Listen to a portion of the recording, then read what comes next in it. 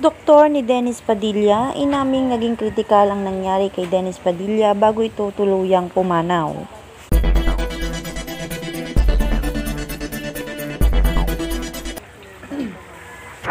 Naging laman muli ngayon ng balita ang naging kontrobersyal na usapin sa pagitan ng pamilya Barreto at ni Dennis Padilla. Matapos nga maglabas ng sama ng loob ni Dennis Padilla sa naging interview nito kay Ogie Diaz, dito inilabas nito lahat ng sama ng loob niya sa kanyang mga anak.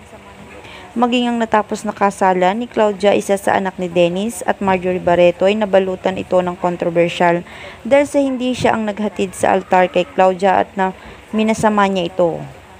Maging si Marjorie Barreto ay nadismaya naman sa ginawang pagpapahiya ni Dennis Padilla sa mga anak sa social media. Dahil kung tutuusin raw ay family matter na ito at pwede naman daw pag-usapan in private. Ngunit mas gusto pa raw nito na pagpiestahan ng anak nila sa SOCMED.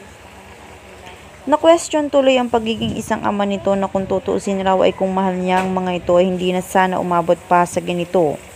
Masakit man daw ang katotohanan, sana pinagbigyan niya na lang daw ang nirespeto ang naging desisyon ng kanyang anak. Ngunit mas dinibdib pa pala ito ni Dennis ang mga pangyayari na uwi sa kanyang pagka-ospital. Kasalukuyan raw itong nakakonfine at hindi makausap ayon sa doktor na sumuri dito.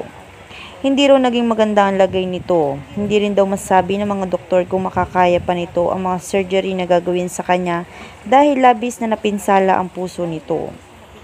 Hindi naman napigilan ni Juliang maiyak matapos ang mga ipinagtapat ng doktor sa kanila tungkol sa kanyang ama.